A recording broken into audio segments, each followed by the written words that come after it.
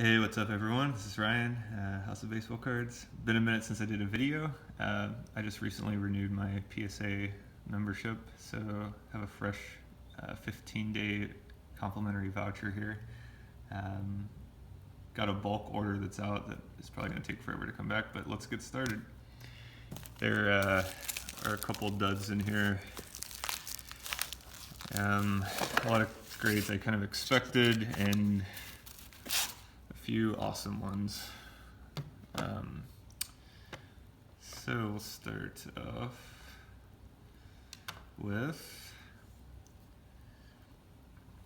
I don't know if you can see that. Yeah, okay. 2013 Topps Chrome Gold Refractor Manny Machado, mint 9. This one had a couple very, very minor surface scratches, which I think are what kept it from a 10. Other than that, it looks flawless. Super rare. Had a little bit of down year last year. Hopefully this guy continues to put it together. He's still pretty young. I think he's Harper's age.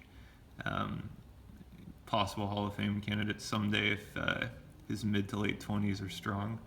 I think this population is maybe like 3, and there's only a couple, 1 or 2 10s. So serial number to 50. Happy with a 9. Would have loved a 10. Next one is a 2013 Topps Heritage Chrome Refractor of Bryce Harper, mint 9. These were numbered to, I think, 564.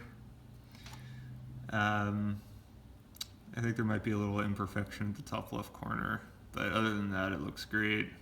Another pretty rare card. This is one of, for a non-rookie, this 2013 Heritage of Harper and Trout, just because the 64 design is so cool. Those tend to be pretty popular.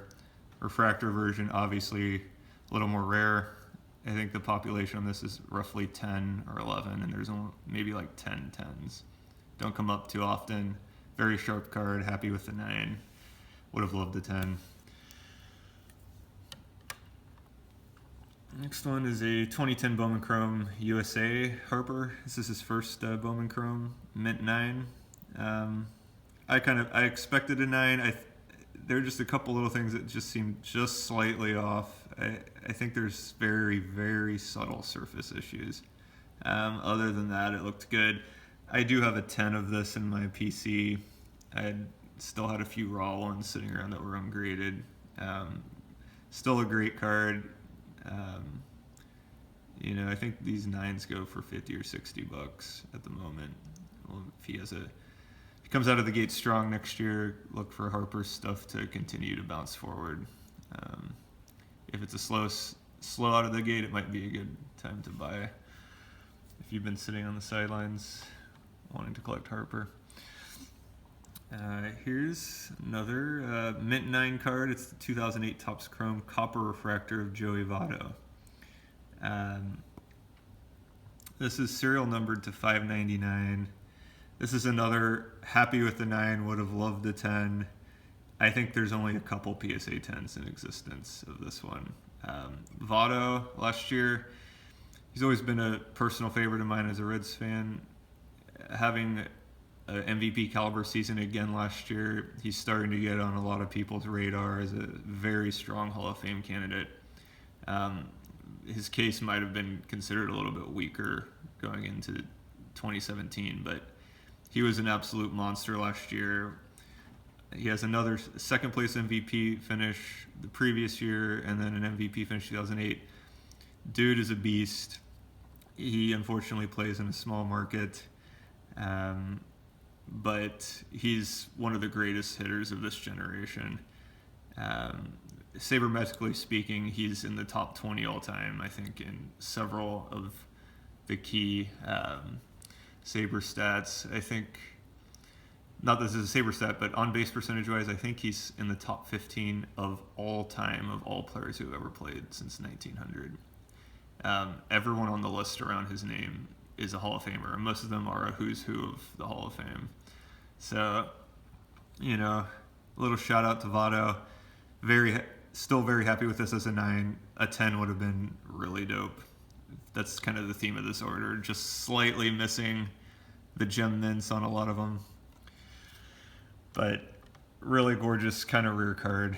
So happy with the mint 9. Here's another one. This is an 89 Tiffany Ken Griffey Jr. rookie card, Bowman Tiffany. Near mint 8. I was happy with the 8. I actually thought this might not even get that. Centering was a little off. You can probably see it clearly there, left side is thicker. Maybe a little imperfection in the top left corner. I have a pretty extensive Topps Tiffany collection, which some of my other videos show. I still need to do a big video about some of the other cards, but this one, you know, I don't have like a high grade Bowman yet. I'll probably get a 9 at some point, maybe a 10 someday, but for now, happy with this 8. This is from a Bowman Tiffany set that I bought a few years ago. I think this one sells for roughly $200 as an 8, which, considering a junk wax era card, near mint 8, going for $200, kind of tells you about the supply and demand of this particular card, because there's not many other cards from that entire decade that could command a couple $100 for a near mint card. So here you can see the bright Tiffany back, along with the Topps Tiffany. They just have this higher quality, brighter stock, glossy finish. So there's that one. Now here's one I didn't experiment on. Randy Johnson 89 Topps Tiffany. This got a near mint 8. I actually snapped this out of a PSA 9 case. I'm not big on snapping and resubmitting. I've only done it a couple times ever, and in this case it hurt me. Then I actually thought it looked great as a 9, and I thought it had a small chance of getting a bumped grade. I was actually wrong about that. It went the other direction, so, you know, be careful with the snapping. Make sure you're very sure about what you're doing, because sometimes it might actually turn out worse. Yeah, this sells for a lot as a 10, maybe I think in the $300 to $400 range, but an 8 is like a $10 or $15 card, so that was a big dud, but still a great card. Okay, here we go. Here's a nice winner. 2011 Topps Update Mike Trout, Gem Mint 10. Maybe the most sought after ubiquitous card of the last 10 years. Don't need to say much about this card beyond that. It's sort of the 89 upper deck of modern era base. Or the 89 upper deck Griffey of the really modern cards. And I submitted a few of these. This one got a Gem Mint 10 as well. And then 2 duds, 1 really big dud. I got a 7 and an 8. I did not look these over closely. I clearly should have done that, especially on the 7. These are probably worth more raw than graded as a 7 or an 8. But there must be some subtle issue with this. It looks nicely centered, but clearly I didn't examine that one very closely. But out of the 4, getting 2 10s, I'll take it. Next one is a 2014 Topps Heritage Action batting variation of Mike Trout, Gem Mint 10. Of a few of the stars, particularly Trout and Harper, I've been trying to collect the Heritage base and the action of each of them for these Heritage sets. These action shots are much rarer. They're not super rare, but they're way rarer than the regular base, and they command a premium, especially in Gem Mint 10. I think this is a couple $100 card at the moment. Really gorgeous card. Glad I was able to get a 10 raw rather than dropping 200 for it. Of the action cards, I've got the Harper and Trout of 13, 14, and mix. I think I have a couple of the 15 of Harper as well, but very happy with this. Really cool looking card. 65 Topps design is one of the best of all time, in my opinion, and just a really cool action photo. Okay, Here's a super rare 2012 Topps Bryce Harper autograph issue, card 661, and it's a mint 9. That's a sticker auto. So I was shocked at how low the population report on this is. I knew that I have no idea what the production run on this card was, but there's only, I think, 3 PSA 10s, maybe 4, and there are only 3 or 4 PSA 9s, which I have one of them here. So the fact that there's less than 10 9s and 10s out there just kind of gives you an idea of how tough this card is to find. I would have loved a 10, but even with a 9, happy to throw this in the registry and the PC. This card is sick.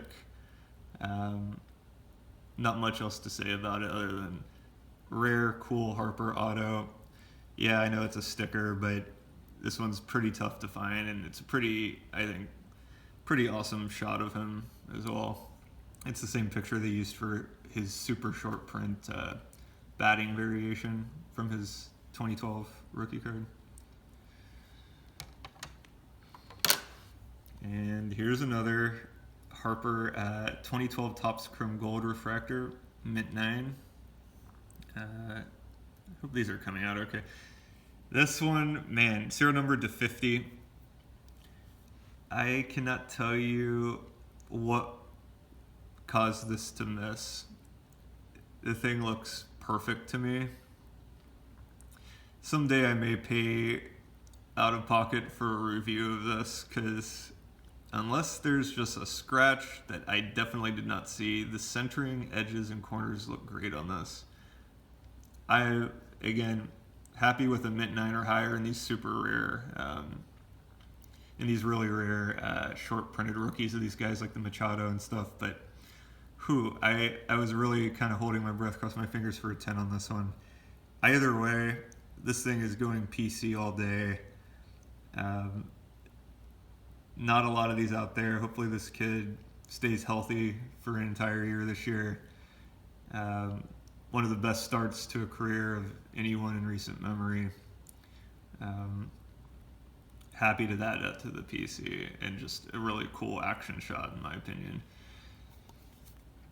And this is okay, kind of a dud. 87 Topps Tiffany Berry Bonds, near mint 8. I had a bunch of old Topps Tiffany sets. Even coming freshly out of a mint boxed set, the reason people pay so much for these is because 1, they're rare, and 2, it's tough to get gem mint. You know, there's a lot of gem mint copies of this, but you know, we talk about percentages these channels once in a while. You know, fresh out of the pack or fresh out of a sealed set, absolutely no guarantees. This is a really well centered 8. I already have actually a couple 10s of this in the PC. I actually thought I could get another one of this, but I must have missed something subtle with one of the corners. So another kind of miss on this. A little bit of a bummer, but still a beautiful card. And last but not least, 2008 SP Authentic Joey Votto, patch auto, gem mint 10.